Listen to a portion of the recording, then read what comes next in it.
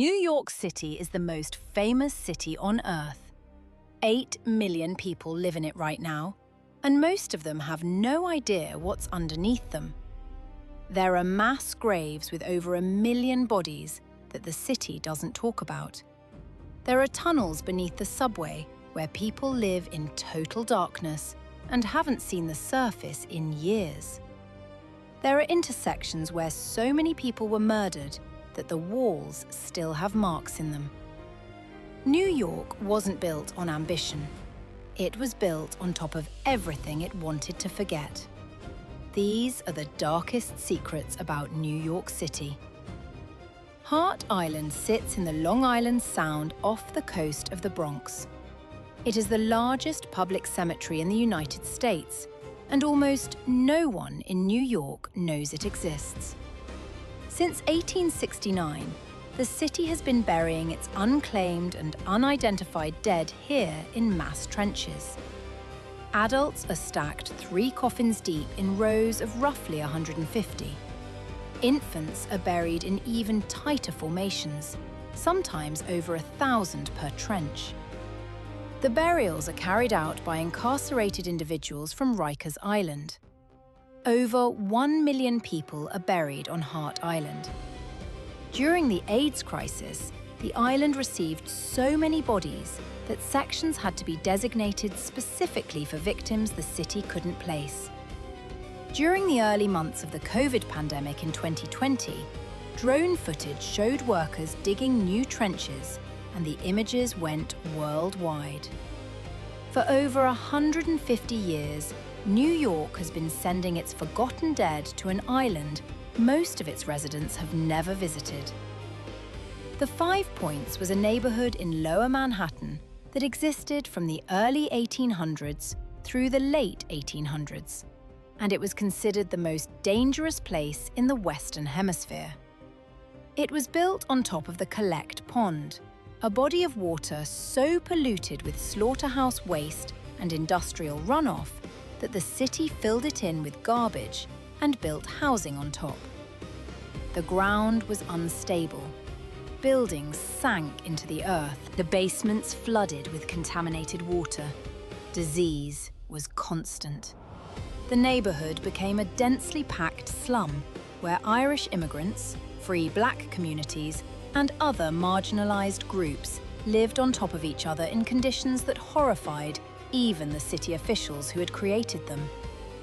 Murder was so routine that certain blocks had their own body counts tracked by local papers. Gang wars between groups like the Dead Rabbits and the Bowery Boys turned streets into battlegrounds. Charles Dickens visited in 1842 and described it as a place he wouldn't have believed could exist in a civilized country. The city eventually demolished the Five Points entirely, and the area is now occupied by courthouses and government buildings. They paved over it and pretended it never happened. On March 25, 1911, a fire broke out on the 8th floor of the Triangle Shirtwaist Factory in Greenwich Village. The building employed roughly 500 garment workers, mostly young immigrant women, some as young as 14. When the fire started, workers on the upper floors tried to escape and found that the doors to the stairwells had been locked from the outside. The owners had locked them to prevent unauthorized breaks and to stop workers from stealing fabric. The fire escape collapsed under the weight of people trying to climb down. Crowds gathered on the sidewalk below and watched as workers jumped from the 8th, 9th, and 10th floors. 146 people died. Some burned, some jumped. Some were found piled against the locked doors. The owners were put on trial and acquitted. The fire led directly to dozens of new labor laws and safety regulations in New York, but the building still stands on the corner of Washington Place and Green Street. There is no major memorial at the site. Doyers Street in Chinatown is roughly 200 feet long and contains a sharp bend known as the Bloody Angle.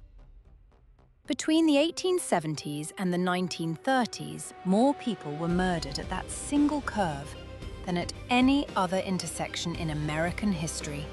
The bend was used by rival tong gangs as an ambush point.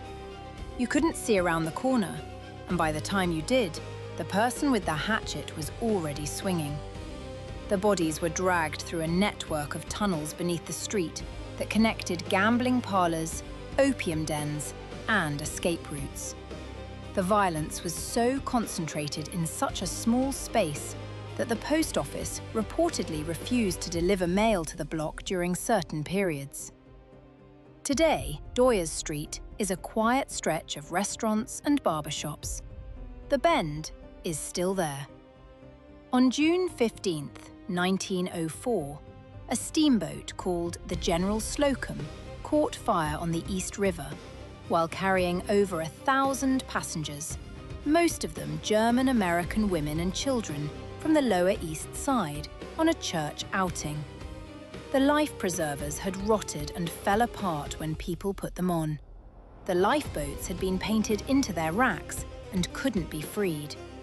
The fire hoses disintegrated when the water was turned on. The captain didn't beach the ship immediately, and the boat continued moving while it burned. 1,021 people died, most of them within sight of shore. It was the deadliest disaster in New York City history until September 11th. The German-American community on the Lower East Side never recovered. Families lost so many members at once that entire blocks emptied out within months. The neighborhood effectively ceased to exist. On Staten Island in the late 1970s, children started disappearing. Parents told their kids about a local boogeyman they called Cropsey, a hook-handed maniac who lived in the abandoned Willowbrook State School, a former institution for children with disabilities that had been shut down after reports of horrific abuse and neglect. Cropsey was supposed to be a legend. Then, Andre Rand was arrested. Rand was a former orderly at Willowbrook who'd been living in a network of tunnels beneath the abandoned campus. He was convicted of kidnapping 2 children, and authorities believe he was responsible for several more disappearances. The boogeyman parents invented to keep children away from the abandoned building turned out to be living inside it. Beneath the subway system, in the deepest tunnels and abandoned stations of New York, there are people who live underground permanently. Journalists who have ventured into these spaces since the 1990s have documented communities of dozens, sometimes hundreds, living in the dark beneath the city. Some built shelters out of scrap material. Some tapped into electrical lines for light.